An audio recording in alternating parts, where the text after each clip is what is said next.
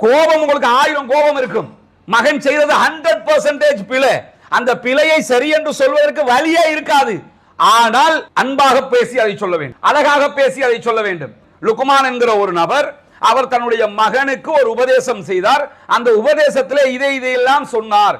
அந்த உபதேசத்தை நாம் படிக்கிற தருணங்களில் எல்லாம் ஒரு தகப்பனாக, ஒரு பிள்ளையாக நாம் எப்படி இருக்க வேண்டும், தன்னுடைய தகப்பனுக்கு பிள்ளையாக நான் எப்படி இருக்க வேண்டும், என்னுடைய பிள்ளைக்கு ஒரு தகப்பனாக நான் எப்படி இருக்க வேண்டும் என்பதை உணர வைக்கிற ஒரு அழகான தத்துவார்த்த பூர்வமான ஒரு வழிகாட்டலாக, அறிவுரையாக அது இருக்கிறது.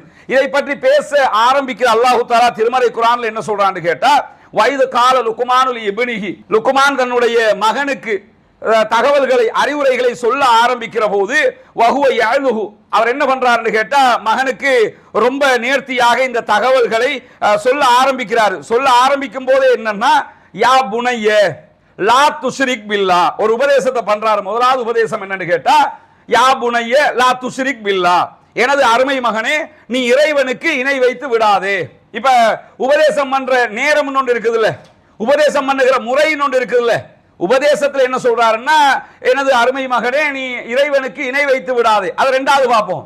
முதல்ல எப்படி உபதேசம் பண்றாருங்கிறத பார்க்கணும்ல. நம்ம அறிவுரை சொல்லுவோம், அறிவுரை சொல்லுவது எப்படி, அந்த அறிவுரை சொல்லுகிற மெத்தட்ல தானே அவன் ஏத்துக்கிறதும் ஏத்துக்காம போறதும். ஒருத்தனுக்கு ரசூலுல்லாஹி ஸல்லல்லாஹு அலைஹி வஸல்லம் அவர்கள் இந்த இஸ்லாமிய மார்க்கத்தை பிரச்சாரம் செய்கிற போது மக்களுக்கு மத்தியிலே ரசூலுல்லாஹ் எப்படி பேசப்பட்டார்கள், ரசூலுல்லாஹ்வுடைய ஆரம்ப வாழ்க்கை அழகாக இருக்கிறது, நேர்த்தியாக இருக்கிறது, ஒழுக்கமாக இருக்கிறது, பார்க்கிறவர்களை கவர்கிற விதமாக இருக்கிறது, நேர்மையாளராக பார்க்கப்படுகிறார், உண்மையாளராக பார்க்கப்படுகிறார். எந்த ஒரு குற்றச்சாட்டும் ரசூலுல்லாஹ் மேல இல்ல. நேர வந்து நின்று என்னிடத்தில் எனக்கு இறைவனிடமிருந்து தகவல் வருகிறது என்று சொல்கிறார்கள்.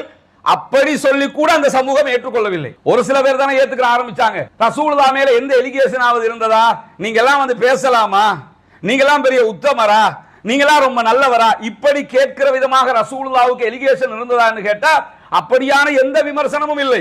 அதே நேரம் மறுபுறம் எடுத்து பார்த்தீங்கன்னா, நபிகள் நாயகத்தை ஏற்றுக்கொண்ட அத்தனை பேருமே முதன்மையாக எதை வைத்து ஏற்றுக்கொண்டார்கள், ரசூலுல்லாஹ்வுடைய கொள்கை கோட்பாடுகளை பார்த்து இஸ்லாத்தை ஏற்றுக்கொண்டவர்கள் உண்டு, அதிகம் பேர், லட்சம் பேர் உண்டு. அவர்களுடைய நடத்தையை பார்க்கிறார்கள். முகமது நபி அவர்கள் எப்படிப்பட்டவர்கள், அவருடைய பண்பு பண்பாடு எப்படி இருக்கிறது, அவருடைய ஒழுக்கம் எப்படி இருக்கிறது, மக்களுக்கு மத்தியிலே அவர் எப்படிப்பட்டவராக இருக்கிறார். எனவே நாம் உபதேசிப்பதற்கு முன்பதாக, நம்முடைய கருத்துக்களை சொல்வதற்கு முன்பதாக நம்ம யாரு என்கிறது ரொம்ப முக்கியமானது. அது குழந்தைக்கு உபதேசம் பண்ணாலும் சரி, அல்லது ஒரு சாதாரண ஒரு மனிதருக்கு உபதேசம் பண்ணாலும் சரி, யாருக்காகவே பயான் பண்ணினாலும் சரி, நம்முடைய நடத்தை, நம்முடைய செயல்பாடு எப்படி இருக்கிறது, அதை இந்த வரலாற்றில் நம்ம முதன்மையாக படிக்க வேண்டி இருக்கிறது. ஏன்னா கோபம் உங்களுக்கு 1000 கோபம் இருக்கும். மகன் செய்தது 100%